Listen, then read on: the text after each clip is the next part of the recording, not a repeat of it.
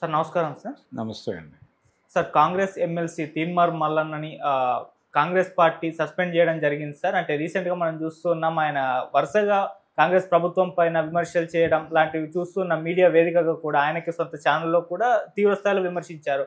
మరి దాన్ని బేస్ చేసుకునే ఇప్పుడు క్రమశిక్షణ కమిటీ వాళ్ళు సస్పెండ్ అయితే చేశారు. మరి దీన్ని మీరు ఏ విధంగా చూస్తారు సార్? అంటే కాంగ్రెస్ పార్టీలో ప్రభుత్వం మీద విమర్శలు చేయటం అనేది కొత్తేం కాదు. ఇది తీన్మార్ మల్లన్నతో మొదలైన వ్యవహారం కాదు. ఓకే. వైఎస్ రాజశేఖర రెడ్డి గారు ముఖ్యమంత్రిగా ఉండగా ప్రభుత్వ విధానాల మీద పి జనార్దన్ రెడ్డి గారు, మర్రి శశిధర్ రెడ్డి గారు చాలా బలంగా మీడియా ముందుకొచ్చి విమర్శలు ఎక్కుపెట్టిన సందర్భాలు ఉన్నాయి. ఓకే. అలాగే అంతకు ముందు కూడా వి హనుమంతరావు లాంటి వాళ్ళు నిరసన ధ్వనులు వినిపించిన చరిత్ర ఉంది. అంటే డిఫరెన్స్ ఆఫ్ ఒపీనియన్ ఉండటం, దాన్ని గౌరవించటం మా పార్టీ కల్చర్ అని కాంగ్రెస్ పార్టీ చెప్పుకునేది. పీజేఆర్ అయితే కొన్ని విషయాల్లో వైఎస్ రాజశేఖర రెడ్డి గారి విధానాల మీద, ముఖ్యంగా పోతిరెడ్డిపాడు హెడ్ రెగ్యులేటరీ వ్యవహారం మీద కొంచెం బలంగానే నిరసన ధ్వనులు వినిపించాడు. అయినప్పటికీ ఆయన కాంగ్రెస్ పార్టీతోనూ కొనసాగాడు. ఆయన మీద ఈ రకమైనటువంటి చర్యలు తీసుకుంటారు అనేటువంటి అంటే ఆ డిస్కషన్ కూడా ఎక్కడ జరిగింది కాదు ఆ టైంలో. ఆ చర్యలు కూడా అలాంటివేం జరగలేదు. కాంగ్రెస్ పార్టీలో అంతర్గత ప్రజాస్వామ్యం ఎక్కువ అనే ఒక అభిప్రాయం ఉంది ప్రజల్లో. ఈ అంతర్గత ప్రజాస్వామ్యం వలనే మేము ఇలాంటివేవి పట్టించుకోము అని చెప్పేవాళ్ళు వాళ్ళు. అంటే ఎప్పుడైనా సరే కాంగ్రెస్ పార్టీలో మొత్తం పార్టీ ఏకాభిప్రాయంతో ఉంది అని అనలేము. చాలా సందర్భాల్లో పిసిసి ప్రెసిడెంట్, అది ప్రతిపక్షంలో ఉన్నప్పుడు పిసిసి ప్రెసిడెంట్ గారి అభిప్రాయాలకు భిన్నమైన అభిప్రాయాలు కొంతమంది ఎమ్మెల్యేలు, ఎంపీలు వ్యక్తం చేసిన సందర్భాలు కూడా అనేకం ఉన్నాయి. అలాగే ఈ మధ్య కాలంలో అంటే ఆంధ్రప్రదేశ్ వ్యవహారానికి వస్తే ఆంధ్రరత్న భవన్లోనే ప్రెస్ మీట్ పెట్టి పిసిసి ప్రెసిడెంట్ మీద విమర్శలు చేయటం అనేది చూసాం మనం. ఇలాంటివి జరుగుతాయి. శుంకర పద్మశ్రీ గారు ఆంధ్రరత్న భవన్లోకే మీడియాని పిలిచి షర్మిల గారి మీద విమర్శలు చేశారు. అయినప్పటికీ ఆవిడనేమి పార్టీ నుంచి పంపించేయటం లాంటివి ఏం జరగల. అదేమిటి అంటే అంతర్గత ప్రజాస్వామ్యం, మేము విమర్శల్ని స్వాగతిస్తాం అని చెప్పుకునేది కాంగ్రెస్ పార్టీ. ఇది కల్చర్ మొదటి నుంచి ఉంది. అయితే ఇప్పుడు ప్రత్యేకంగా ఇతన్ని అంటే వరంగల్లో జరిగినటువంటి బీసీ గర్జన దగ్గర నుంచి తీన్మార్ మల్లన్నని ఏ క్షణమైనా పార్టీ నుంచి బయటకు పంపించే అవకాశం ఉంది అనేది బలంగా వినిపిస్తూ ఉన్నటువంటి మాట.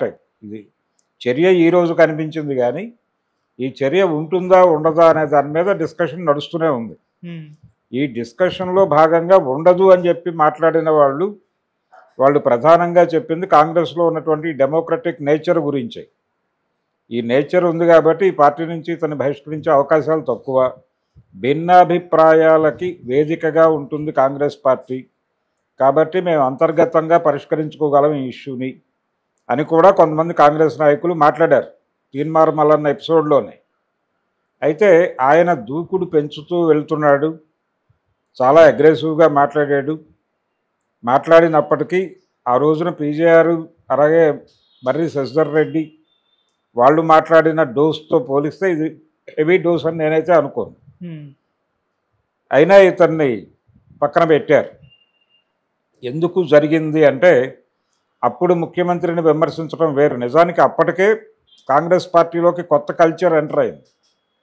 వైఎస్ రాజశేఖర రెడ్డి ముఖ్యమంత్రి కావటానికంటే చాలా ముందు, అంటే 89లో కాంగ్రెస్ పార్టీకి అధికారం వచ్చింది.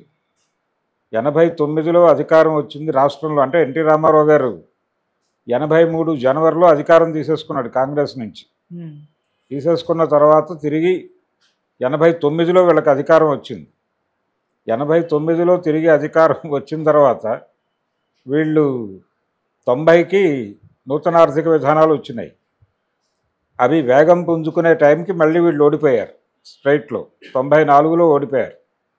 ఓడిపోయిన తర్వాత 2004 వరకు అధికారం చెక్కలేదు వాళ్ళకి. 2004లో వైఎస్ రాజశేఖర రెడ్డి గెలిచాడు. అప్పటికే కాంగ్రెస్ పార్టీలో ఒక పద్ధతి ప్రవేశించింది. అది ఫ్రాంచైజీ మోడల్. ఈ ఫ్రాంచైజీ మోడల్ వల్లనే వైఎస్ ముఖ్యమంత్రి కాగలిగాడు ఆ రోజున. అంటే నేను చూసుకుంటాను, ఇదంతా నాకు అప్పచెప్పేయండి, మీకేం కావాలో అవి నేను డెలివరీ చేసేస్తాను, ఇక్కడ వ్యవహారాలని నేనే చక్కదిద్దుతాను అనేటువంటి ఒక ఫ్రాంచైజీ మోడల్లోకి తీసుకొచ్చారు పార్టీని. ఈ ఫ్రాంచైజీ మోడలే ఇంప్లిమెంట్ అవుతోంది. అందులో భాగంగానే ఇప్పుడు ఆ ఫ్రాంచైజీ మోడల్ అమలవుతున్నటువంటి రోజుల్లోనే పీజీఆర్ లాంటి వాళ్ళు నిరసన గళాలు వినిపించినప్పటికీ వాళ్ళ మీద చర్యలు తీసుకోవడానికి ఆయన కొంచెం మొహమాట పడ్డాడు. అంటే వాళ్ళ స్ట్రైచర్ రీత్యా కూడా తీన్మార్ మల్లన్న స్ట్రైచర్కిను పీజీఆర్ స్ట్రైచర్కి తేడా ఉంది, మర్రి శశిధర్ రెడ్డి స్ట్రైచర్కి తేడా ఉంది. ఎందుకంటే ఆయనేమో చెన్నారెడ్డి గారి కొడుకు, ఈయనకేమో విడిగా కార్మిక నాయకుడిగా ఒక స్ట్రైచర్ ఉంది, అలాగే ప్రజానాయకుడిగా ఆయనకు ఒక విస్తృతమైనటువంటి ఒక ప్రజాక్షేత్రం ఉంది. ఖైరతాబాద్ నుంచి రిపీటెడ్గా గెలిచినటువంటి ఎమ్మెల్యే కూడా, అలాగే సిఎల్పి లీడర్గా చేసిన చరిత్ర ఉంది ఆయనకి. అందుకని వాళ్ళకు ఉన్నటువంటి స్ట్రైచర్ రీత్యా వాళ్ళని కదిలించడానికి సాహసం చేయలేదు ఆయన, వాళ్ళని మెయింటైన్ చేశాడు. కొన్ని సందర్భాల్లో వి హనుమంతరావుతో కొన్ని తలనొప్పులు ఎదురైనప్పటికీ ఆయన కేంద్ర నాయకత్వంతో చెప్పి దాన్ని పరిష్కరించుకునేవాడు. కానీ మిగిలిన వాళ్ళు ఎవరిని ఉపేక్షించాల. కాంగ్రెస్ పార్టీ వ్యతిరేకంగా తనకు వ్యతిరేకంగా మాట్లాడిన వాళ్ళని ఆయన సీరియస్గానే చూశాడు. అలాగే ఇప్పుడు కూడా ఫ్రాంచైజీ మోడలే, రేవంత్ రెడ్డి గారు ఫ్రాంచైజీ తీసుకున్నాడు, కాంగ్రెస్ పార్టీ ప్రభుత్వాన్ని తీసుకున్నాడు. కాబట్టి ఆయన మీద సూటిగా విమర్శలు చేయటం అనేది గతంలో ఉన్నటువంటి కాంగ్రెస్ పార్టీ కల్చర్ దృష్ట్యా మీరేదో డిఫరెన్స్ ఆఫ్ ఒపీనియన్ ఉండటం తప్పేం కాదు కాంగ్రెస్ పార్టీలో అని అనుకుంటున్నారు, కానీ అలా కాదు. ఇది దీన్ని ఫ్రాంచైజీ మోడల్లోకి తీసుకురావటం అంటే కాంగ్రెస్ పార్టీని ప్రాంతీయ పార్టీ స్థాయికి కుదించటం. ఆ కుదింపు కార్యక్రమం వైఎస్ గారే చేశాడు. సో ఇప్పుడు కూడా అదే మోడల్ నడుస్తోంది, సేమ్ మాడ్యూలు. అందులో భాగంగానే ఇది కూడా ఒక ప్రాంతీయ పార్టీగానే చూడాలి ఇక్కడ ఉంది. కానీ దీన్ని తనదైన శైలిలో నడుపుతున్నాడు ఆయన. ఈ నడిపే క్రమంలో ఆయన ఒకవైపు కాంగ్రెస్ ముఖ్యమంత్రిగా ఉంటూనే రెండో వైపు కేంద్ర ప్రభుత్వంతో కూడా సన్నిహిత సంబంధాలు మెయింటైన్ చేస్తున్నాడు. ఇలా ఒక తను ఇక్కడ ఏ ఇబ్బంది లేకుండా కెరియర్ నడపడానికి సంబంధించి ఒక గ్రౌండ్ ప్రిపేర్ చేసుకుని ఉన్నాడు రేవంత్ రెడ్డి. ఇంకొక అభిప్రాయం ఉంది ప్రజల్లో, రేపు పొద్దున ఒకవేళ భారతీయ జనతా పార్టీ గెలిచే పరిస్థితి ఉంటే, అనివార్యంగా బీజేపీ గెలిచే ఉద్దేశంతో బీజేపీ ఉంటే, ఇది పెద్ద విషయం కాదు గెలుపు అనేది. ఇది ఒక అనివార్యంగా మారితే ఈయనే అక్కడ కూడా ముఖ్యమంత్రి అయ్యే ఛాన్స్ ఉంది అనే అభిప్రాయం కూడా చాలామంది రాజకీయ నాయకుల్లో ఉంది. ఈ కండిషన్లో ఆయన మీద నేరుగా యుద్ధం ప్రకటించాడు ఈయన బీసీ గణన వ్యవహారంలో. ఈ బీసీ గణనని ప్రెస్టీజియస్గా తీసుకున్నారు వాళ్ళు. వీళ్ళేమో అది ప్రాపర్గా జరగలేదని దాని మీద చాలా విమర్శలు చేస్తూ మీటింగ్ పెట్టారు వరంగల్లో. ఇది జరగలేదు అనటానికి మీ దగ్గర ఉన్నటువంటి ప్రాతిపదిక ఏమిటి అని చెప్పి రేవంత్ రెడ్డి గారి తరఫు నాయకులు వారిని అడగటము, వారి దగ్గర ఉన్న వివరాలు ఏవో ఇచ్చే ప్రయత్నం చేయటం, ఈ రెండింటి మధ్య ఘర్షణలు, కేంద్ర ప్రభుత్వం దగ్గర నుంచి నడుస్తున్నటువంటి వ్యవహారం అని చెప్పి ఆయన మోడీ గారి మీద కూడా విమర్శలు చేశాడు. ఆ అకౌంట్లో ఆయన అసలు బీసీ కాదు, అగ్ర కులాల పద్ధతిలో వ్యవహరిస్తున్నాడు అన్నాడు. కొంచెం అగ్రెసివ్గా తన్ని తాను ప్రొటెక్ట్ చేసుకుంటూ మాట్లాడాడు రేవంత్ రెడ్డి. ఈ మాట్లాడుతున్నటువంటి నేపథ్యంలో దాదాపు అదే లైన్స్లో ఇతని మీద కూడా ఆయన ఓపెన్గా మాట్లాడితే ఇతని స్ట్రేచర్ పెరుగుతుంది అనే ఉద్దేశంతో ఆయన మాట్లాడలేదు, కానీ ఇంటర్నల్గా ఇన్నర్ సర్కిల్స్లో మాట్లాడాడు ఆయన. మాట్లాడి ఇది హెడేక్ అనే అభిప్రాయంతో ఉండటం వలన ఇప్పుడు ఈ కమిటీ చర్యలు తీసుకుని వారిని, అంటే ముందు యాక్చువల్గా షోకాజ్ నోటీస్ ఇవ్వాలి, మీరు అలా ఎందుకు వ్యవహరించారు దానికి సంబంధించిన వివరణ ఇవ్వండి అని. ఆ వివరణ వచ్చిన తర్వాత చర్యలు తీసుకోవాలి. ఇచ్చారు. అదంతా ప్రొసీజర్ అయిపోయింది. ఆయన తన ఆర్గ్యుమెంట్ నుంచి వెనక్కి వెళ్ళాలి, అక్కడే నిలబడి ఉన్నప్పుడు అనివార్యంగా వీళ్ళు చర్యలు తీసుకున్నారు. దీని మీద అతను ఎలా రియాక్ట్ అవుతాడు, అతని ఫ్యూచర్ ఏమిటి అనేది, అంటే అతను ఏ పార్టీలోకి వెడతాడు అనేది ఇప్పుడు ఒక చర్చ. బీజేపీలోకి వెళ్తాడా అంటే బీజేపీలోకి ఇతన్ని తీసుకుంటారా అనేది ఒకటి. ఈటెల రాజేందర్తో ఇతనికి గుడ్ రిలేషన్స్ ఉన్నాయి, అది మాత్రమే సరిపోతుందా? రేవంత్ రెడ్డి కూడా రిలేషన్స్ ఉన్నాయి కాబట్టి ఇదే స్ట్రగుల్ అక్కడ కూడా చేయాల్సి వస్తుంది. అంటే తను పొలిటికల్గా ఎదగాలి అనేటువంటి ఒక ప్రోగ్రాంలో ఉన్నాడు. ఆ ప్రోగ్రాంలో భాగంగా ఈ ఈ యుద్ధాన్ని తన కెరియర్కి ఏదైనా ఉపయోగపడే పద్ధతిలో మలుచుకోవటం అనేది ఇప్పుడు తీన్మార్ మల్లన్న ముందున్నటువంటి సవాల్. దాన్ని ఈ అవకాశాన్ని ప్రాపర్గా వినియోగించుకోగలిగితేనే భవిష్యత్తు ఉంటుంది. లేకపోతే ఏదో చూసి ఎవరి మీదో తిరుగుబాటు చేసి తర్వాత రాజకీయ జీవితం లేకుండా చేసుకున్నటువంటి నాయకులు కొంతమంది ఉన్నారు. అది నెల్లూరు సీనయ్య కావచ్చు, లేకపోతే నాదెండ్ల భాస్కర్రావు కావచ్చు, ఇలాంటి కొన్ని రోల్ మోడల్స్ ఉన్నాయి మనకి. అందుకని అలా అయిపోకుండా ఏదో తిరుగుబాటు చేశారు అనేది, అంటే తిరుగుబాటు చేశారు అన్నట్టు కాకుండా ఈ తిరుగుబాటు మోటోని బలంగా స్థిరపడి ఏదో పార్టీలోకి తను వెళ్ళటం కాదు, తనని ఏదో ఒక పార్టీ ఎమర్జీ చేసుకోవాల్సిన అవసరం ఉంది అని గుర్తించాలి.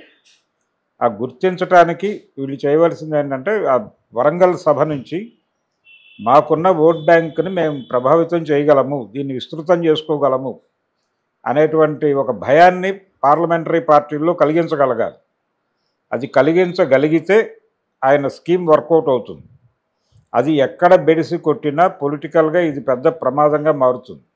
ఈరోజు తీసుకున్నటువంటి నిర్ణయం ఆయన రాజకీయ జీవితానికి సమాధి కూడా కావచ్చు. అది అలా కాకుండా ఆల్రెడీ ఒక ఆల్టర్నేటివ్ మెకానిజం ఏదో ఉంది అతనికి. ఆ మెకానిజం ఉండటం వల్లే వీళ్ళ షోకాజ్ నోటీసులకి వాటికి అతను ఖాతరు చేయలే. ఓకే, ఖాతరు చేయలేదంటే అతనికి ఒక ఆల్టర్నేటివ్ మిషన్ ఉంది. ఆ మిషన్ ఇంకో పార్టీలో చేరటం ద్వారా ఉందా, లేకపోతే తన బలాన్ని ప్రదర్శించటం ద్వారా నా అవసరం మీకుంది అనేటువంటి అభిప్రాయం పార్టీల్లో కలిగించి వాళ్ళ దగ్గర నుంచి పిలుపు వచ్చేలా చేసుకోవటం, అది ప్రాపర్ వే. ఆ ప్రాపర్ వే బిల్డ్ చేసుకోవటానికి తీన్మార్ మల్లన్న ఎటువంటి యాక్టివిటీలోకి వస్తాడు అనేది చూడాలి. ఒక రకంగా అతను నోరున్న మనిషి. నోరున్న వాళ్ళు బయటికి వెళ్ళిపోతే చాలా ప్రమాదాలు జరుగుతాయి.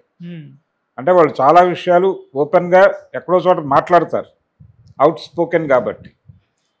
అయితే వాళ్ళ మీద స్టాంప్ వేయాలి, వీళ్ళు స్వార్థపరులు, వీళ్ళు తమ స్వార్థం కోసం మాట్లాడతారు తప్ప దానిలో కంటెంట్ ఉండదు, దాన్ని పట్టించుకోవద్దు అని వాళ్ళ క్యారెక్టర్ మీద కొంత ప్రజల్లో ఒక తక్కువ అభిప్రాయం కలిగించగలగాలి.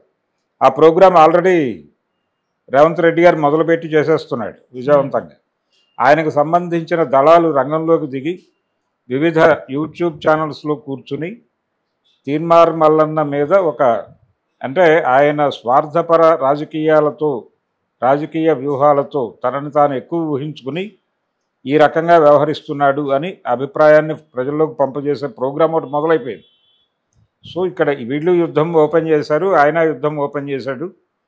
ఎవరు గెలుస్తారు అనేది చూడాలి. ఓకే, ఇది పార్లమెంటరీ రాజకీయాల్లో పై ఎత్తుకు సంబంధించిన ఒక విచిత్రమైన యుద్ధం. అది ఎవరు గెలుస్తారు అనేది మళ్ళీ